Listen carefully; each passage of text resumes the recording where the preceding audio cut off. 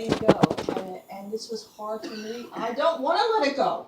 I don't want to let my fingers go. What do you mean let my fingers open and close? Oh my God, what are you doing? It's like, and so that's the hardest thing. When I took it down with Judith McKenzie, she goes, letting go for a true worsted spinner is the hardest thing, and letting go is okay. You have to let it go, because the control is in the twist, is in this hand back here, not this hand. This used to be your control hand, your left hand, or if you're the opposite way, whatever's wrapping, that's your control hand. But when you're doing long draw, this is not your control hand. This is your control hand.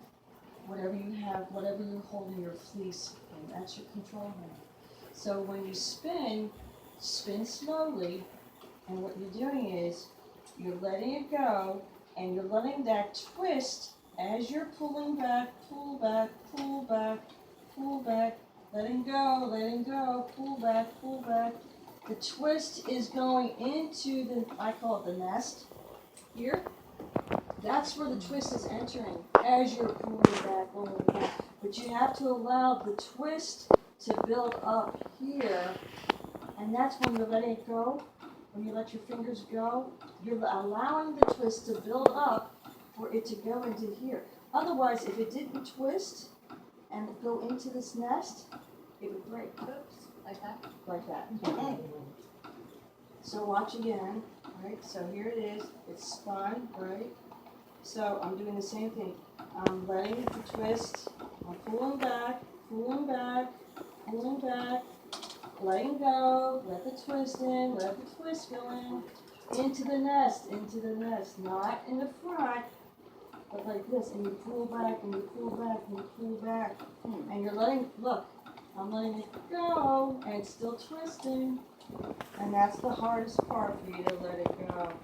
And then as it's going into the bobbin, as you're moving it into the bobbin, nice and slow, you're treadling slow. You can check it and see if it's okay. If it is, then you let it all the way in. And you start again. It goes to the orifice, and I can still pinch the nest, right? But then I start to spin slowly, and you pull back, pull it, and let the twist in a little bit. Let the twist in, pull back as far as my arms will go, which isn't very long. But you pull back and you pull back and you pull back. Allow that twist. See the twist is going in slowly, and then it goes into your bobbin. And then you start again. So you start your wheel, and then you pull back, let go of that front part, let go, pull back, you keep pulling back, almost to the point where, and that's as far as my arms will go, and you let that twist go in, and then you let it pull it into the bottom. Yep. Okay, so I know it's hard. It's like, am I making sense with my words? Mm-hmm. I don't. Yes. It's my hands. Okay, so you gotta let it twist though. Now, it breaks. I still have this, or you want to add on, right? When you add on in a worsted way, you add a 90-degree angle like this. When you add on in a woolen long draw, this whole thing lays in the whole nest like this. And then you pinch it right above it, and then as your thread is moving through the nest, it's picking up the fiber, and then it's attaching itself as it goes, and it goes out. And that's the long draw. Now, if you're having difficulty and you don't want to go out, and you don't want to do a super long draw, you can do a semi long draw, which is sort of what you're doing.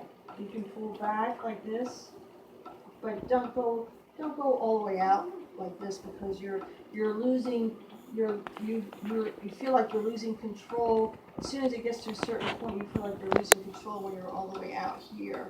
Well, see, now let it twist, and then you can still pull, and you can still fix it.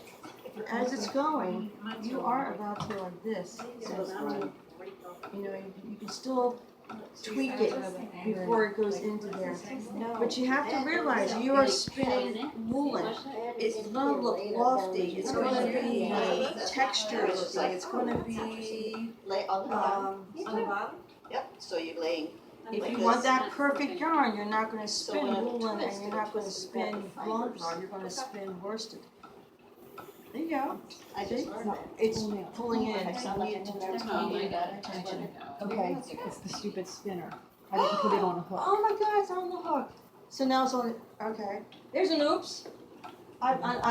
Everybody does it. Don't you dare tell me that you haven't done this. I've done this Where you before. forgot, or it jumped off the hook, and instead of it being on the bobbin, it's now on your between the whirl and or the flyer and the bobbin. It's wound there. Because all you do is undo it. And you It's just just get a it design in there. element, that's all. Somehow once I got it down on the axle. But I just wanted to tell you that now you have prepared a short fiber. You prepared it in woolen by doing a roll-lag, by hand carding it, and now you are also spinning it woolen by doing a long draw. And the reason why you do long draw is because of the short fibers. Because if when you try to do a short fiber, say for instance cotton, you know what cotton has. First of all, cotton does not have any elasticity. No good. And I saw someone spinning it at the guild, and she was spinning so close to the orifice. I said, I have a headache by the time you were. She goes, well, I have to spin it this way because there's no fiber. It's a short fiber, and if I went like this, I would break it. I would get nothing done. I go, well, that's because you're supposed to be spinning a short fiber in the long draw, because it needs to connect with the other fibers because they're too short. You have a nice long fiber, you can keep on going like this a long time because it's no problem. But she had a short fiber, so she was spinning like this. And I'm like, oh my gosh. That's the reason why you do this. So anyway, so keep your tread line slow, but you're letting that fiber spin. You gotta let the twist build up, and then you can hold it and let it go. That twist has to build up all the way down that fiber, all the way down your yarn before it can go into the wheel. Do you have one of those glasses that you can kind of, it's kind of a C shape, the body of it, and if you can look through, it's like a magnifying glass. Oh. Do you have one of those? No, I don't. Oh, okay, just, I've seen people use them, and it's like, Oh. okay, I think it's there to figure out twist or Yeah, or maybe when you're flying. when they critiqued my yarn at the fair, she had a magnifying glass.